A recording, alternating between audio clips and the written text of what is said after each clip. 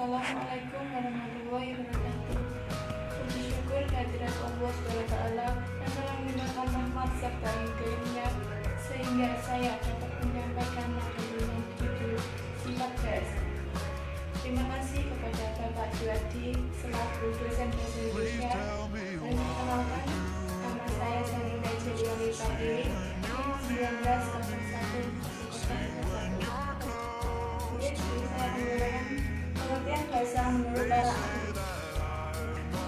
Satu, Ferdinand de Saussure. Bahasa merupakan ciri yang menjadi pembeda dan paling menonjol karena dengan bahasa setiap kelompok sosial merasa dirinya sebagai kesatuan yang berbeda dari kelompok lain. Ya, Plato. Pada dasarnya, bahasa merupakan pernyataan dan dari hasil pikiran seseorang dengan perantaran onomata atau nama benda atau sesuatu dan remata atau ucapan yang merupakan cermin dari ide individu generalis udara melalui mulut. Jenis-jenis bahasa ada 5. 1. Bahasa lisan. Bahasa lisan merupakan suatu komunikasi antar manusia untuk mengutarakan maksudnya melalui kata-kata yang berucap lisan atau mulut. 2. Bahasa tulisan. Bahasa tulisan adalah suatu bentuk komunikasi yang terbentuk dari berbagai kata-kata yang disusun sehingga terbentuk suatu kalimat yang memiliki arti dan dipahami kemudian dituangkan ke dalam bentuk tulisan. 3. Bahasa isyarat. Bahasa isyarat adalah suatu bentuk komunikasi yang menggunakan anggota tubuh seperti tangan dan gerak pipi. Bahasa isyarat ini biasa digunakan oleh kaum tunarungu. Mereka mengombinasikan antara gerakan tangan, gerak pipi, dan ekspresi wajah agar lawan bicaranya bisa memahami yang mereka maksud. 4. Bahasa batin. Bahasa batin adalah suatu interaksi mental secara langsung menggunakan isi hati kita. Bahasa lisan tidak memerlukan secara kata-kata seperti jenis bahasa yang lain. Istilah yang lebih mirip dengan komunikasi bahasa batin yaitu telepati.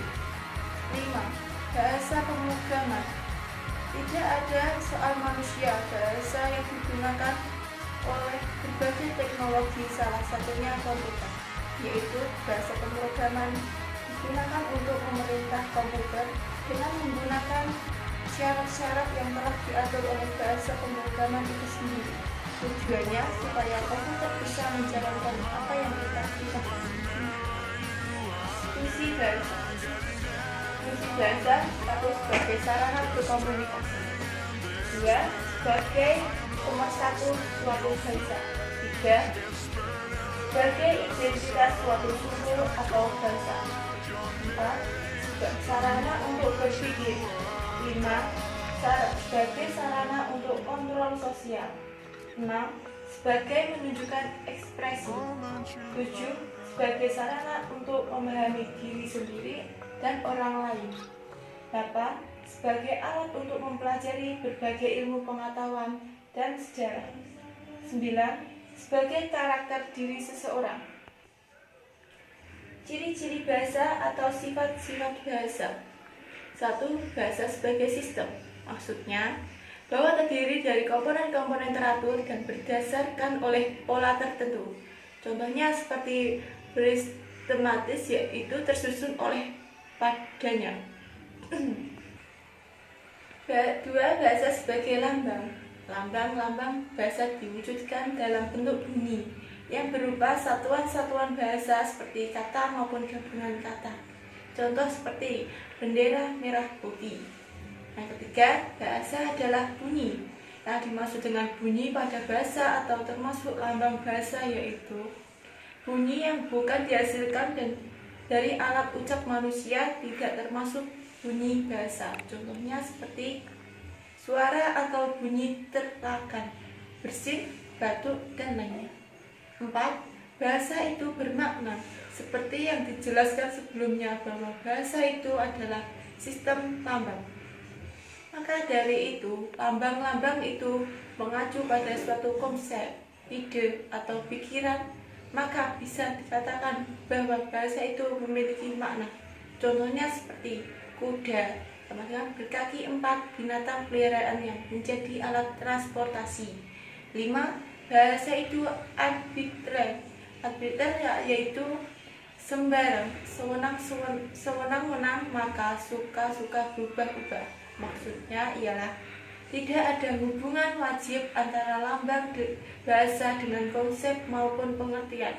Yang dimaksud lambang tersebut misalnya, kita tidak dapat menjelaskan hubungan antara lambang bunyi atau air dengan benda yang dilambangkan, yaitu benda cair yang digunakan. Contohnya seperti kuda yang disebut oleh orang. Demikianlah pembahasan kami mengenai materi pengertian bahasa, jenis-jenis, fungsi, ciri, dan sifat-sifat bahasa.